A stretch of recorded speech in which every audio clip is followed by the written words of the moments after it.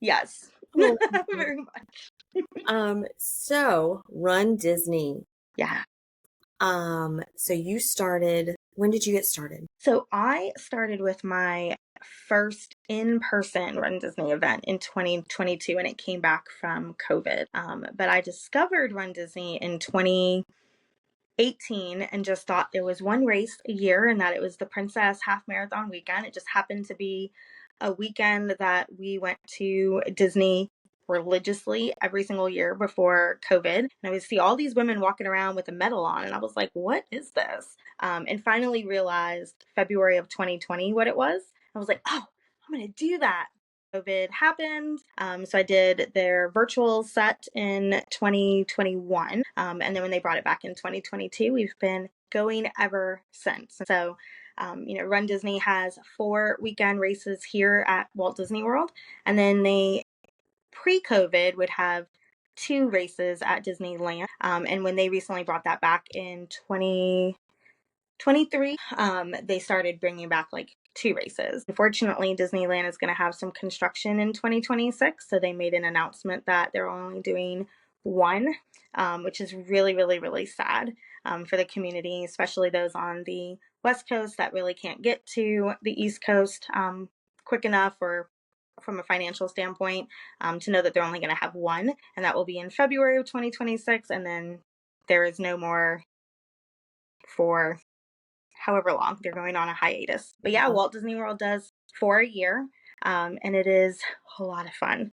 So yeah, we can dive into that part. Our 4 in a season, it typically starts in October with Wine and Dine, which is great because it's during the Food and Wine Festival time period. So you get to come, and that whole event is unique in itself because it includes an after party that they shut down kind of Epcot after 9 o'clock, and they open it up to the runners, and they have special kind of after hours wine and dine party for the racers as a celebration for that weekend. And then Marathon Weekend is very unique in itself because it's the only weekend at Walt Disney World and even at Disneyland that offers a full marathon. So you have, a 5K, a 10K, a half, and then the full. And so that is a very interesting weekend in so many different aspects. And then you have Princess Weekend in February, and then Springtime Surprise in April. And so that kind of concludes like an entire race season from November to April. Your personal experience with it. I know you gave me Yeah. some good tips when I was doing my D23 sign up. I don't know if others have had experience with the system where you go in to get tickets for this. I had no idea it was such a competitive thing to get tickets. I thought, oh, maybe It I'll is. just go and it'll just be great. And I learned that it's a very competitive process to get tickets to it. So share a little bit Yeah. about that. Yeah. So a lot of people don't realize that Run Disney, you actually register for a race almost a year out from when the race is actually going to happen. So 2026, for example, we already registered for marathon weekend in January. The Disneyland end of January, beginning of February half marathon weekend registered this Tuesday on the 29th for something that's not happening until January 29th of 2026. You've Crazy. got half marathon weekend for Princess in February, where registration will open June 24th for that, and the race weekend is February 26th of 2026. So all 2025 remaining races for Walt Disney World, which would be just the Wine and Dine in October, is already sold out, registered last year for it. I'm sorry, it registered in February of 2025 for October of this year. So that one's a little bit unique because it was slightly delayed, but it's technically starting the 2026 race season.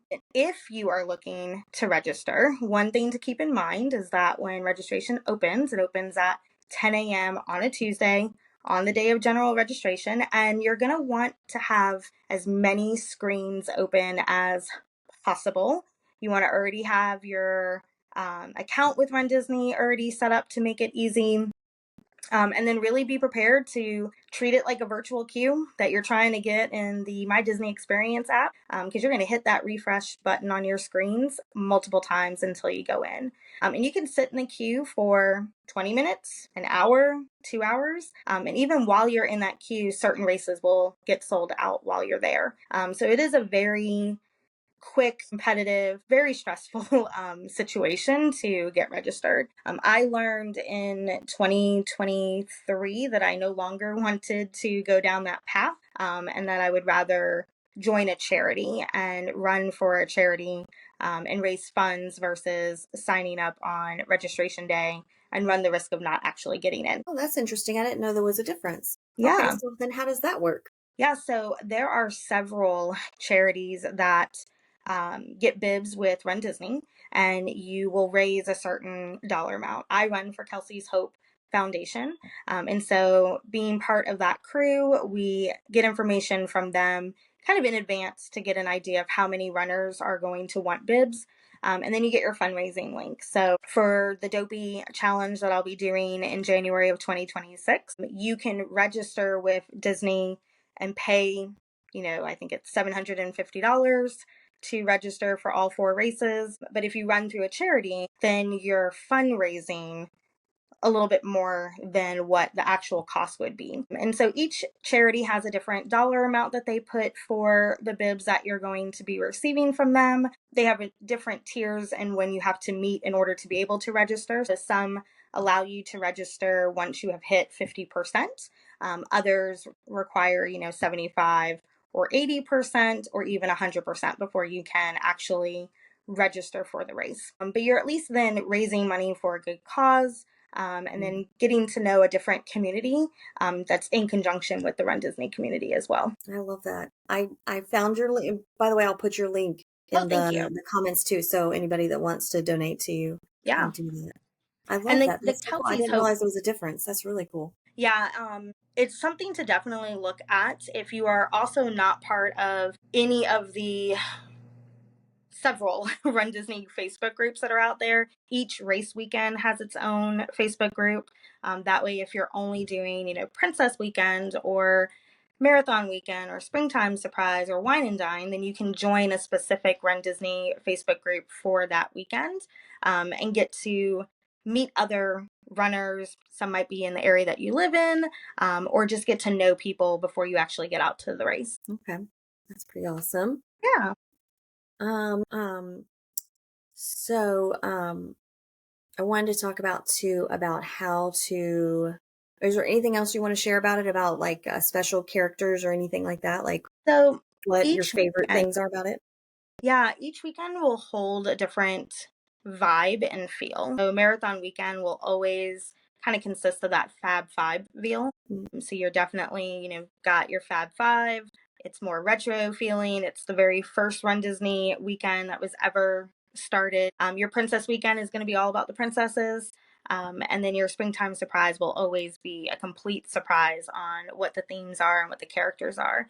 But it's a really good opportunity to get out there and see rare characters. I mean, I have met Scrooge McDuck on course, and that's not, a character that you see in the park. Mm. Doctor Strange, which you don't see very often, occasionally will be out depending on the weekend. So it's a really good time to kind of intermingle characters with the race. The one really awesome thing about Run Disney is that their 5Ks are not timed. So if you are someone who is like, oh, I could never do a race, you 100% could do a 5K at Run Disney. It is literally a walk around world showcase. You I can would do a stop and walk take for sure. pictures. Yeah, it's not timed. So you don't have to worry about meeting a 16-minute mile pace to be able to complete your race.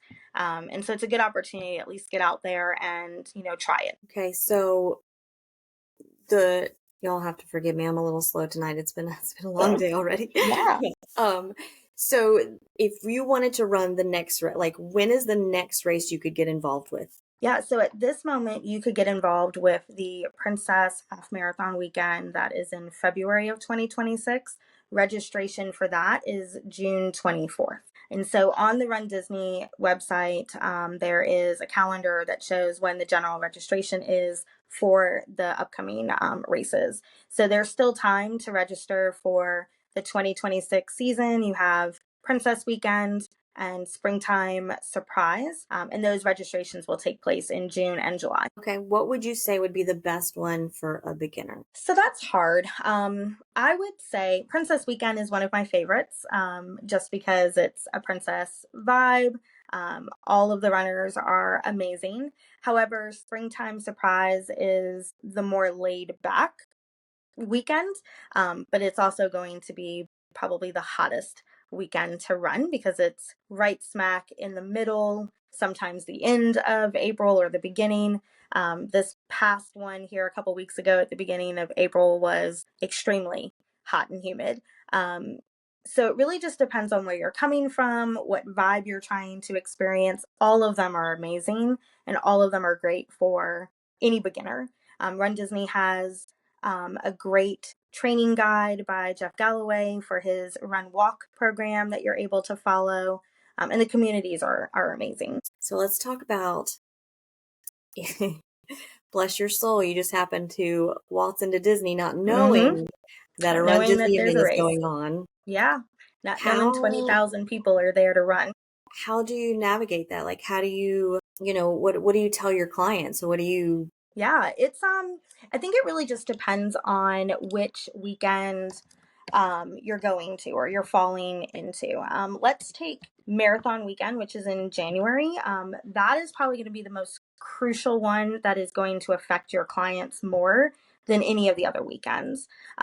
Since marathon weekend includes a full marathon, which is 26.2 miles, it does create traffic jams for your clients to be able to get to and from the parks. And it will also create a little bit of a traffic jam inside the park. The full marathon runs through all four parks.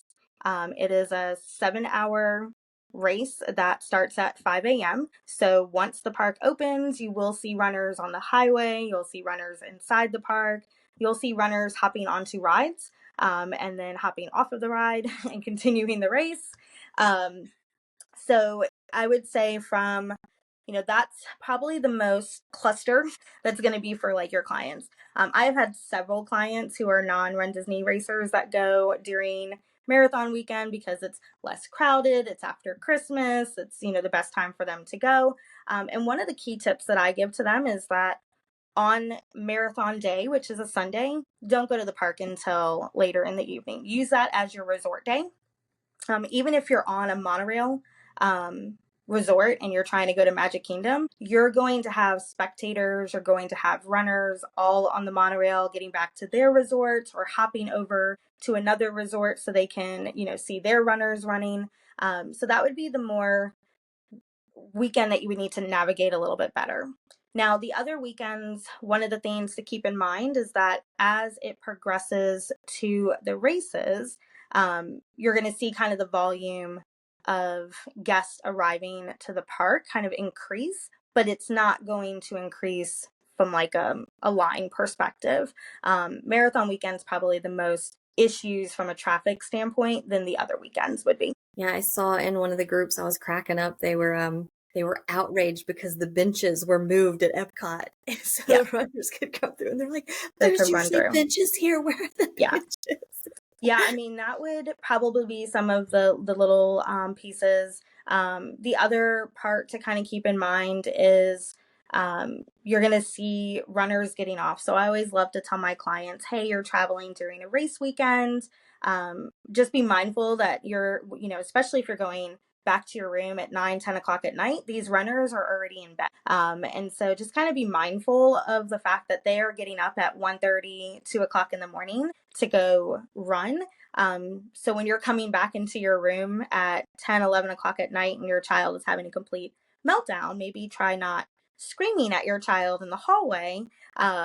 Maybe make sure your child gets back into their room before, you're screaming. So just kind of being aware that there's runners. Disney does a really good job of trying to group runners in same buildings or nearby buildings.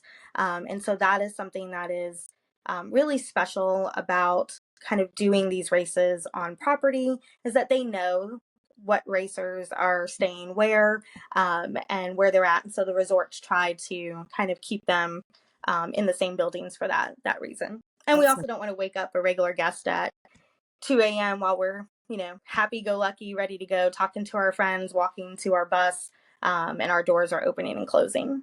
yeah, that makes Yeah. sense. Yeah. So I believe it was on the Fort Wilderness. Do you guys go through Fort Wilderness, or is there somewhere close to there? I feel like on one of the race weekends they were having, it might have just been from the Magic Kingdom that they were hearing it at like Yeah. So very early in the they were morning. hearing like the racers, the runners. I think if I remember correctly, they were just hearing like such loud music they couldn't even sleep. Like it was. Yeah. So I bet that was just from the Magic Kingdom from the race at the beginning, since they begin at like you said, like 3 in the morning. Yeah, so all of the races will start at Epcot parking lot, and then they will go. And so the half marathons and the marathon, so January for the half marathon and their marathon, they run through Magic Kingdom. So that's the other thing to kind of keep in mind if you have guests staying at Grand Floridian or Poly, they're going to hear runners at 5, 6, 7 o'clock in the morning running down that path, from Grand Floridian to Poly to Magic Kingdom. And there'll be spectators out there that are hollering. If you have clients staying on the boardwalk resort, so Beach Club, Yacht Club, and Boardwalk, that is a quiet zone, but the 10Ks tend to run the loop of the boardwalk. Springtime Surprise 10 miler runs all the way to Hollywood Studios from the boardwalk. And the runners are supposed to be quiet. The spectators can't, scream and holler. But you're talking about 20,000 runners, and half of them are not going to obey the fact that it says quiet zone. So you can hear that from the rooms. I have stayed at Boardwalk during Wine and Dine race weekend and was not running and could hear the runners on the boardwalk at 5, 6, and 7 a.m. just kind of hitting the wood that's on the boardwalk. And so you can hear it. So kind of making sure that they're mindful of it. Disney also does a really good job of making sure that their guests have pamphlets of any interruptions that are going to be caused because of the race. And so that's Really? something, oh yeah, they'll let you know if there's traffic issues that will occur. They tell you that there's a race. Because again, you have all of these runners coming, and if you're not aware, you're going to be like, why are these people Well, making yeah. noise outside, and so forth. So every room gets a little pamphlet on race weekend telling you, here are the dates. Here's when like road closures could be taking place if you're choosing to drive to the park instead of taking their transportation and so forth. Is there a place you can go to see the route so that you know if a resort you're planning to stay at those dates will be affected by it? So the course maps usually get released closer to the race weekend Okay. starting. However, I can tell you that your boardwalk resorts will hear runners. And then during January and February for Marathon Weekend and Princess Weekend, when they run the half marathon, Grand Floridian Poly will hear because they're coming through that like back pathway into Okay. Magic Kingdom from the highway. Yeah. Now, one thing that I do tell my clients when they are going is that just because the runners are there does not mean that the volume increases inside the parks.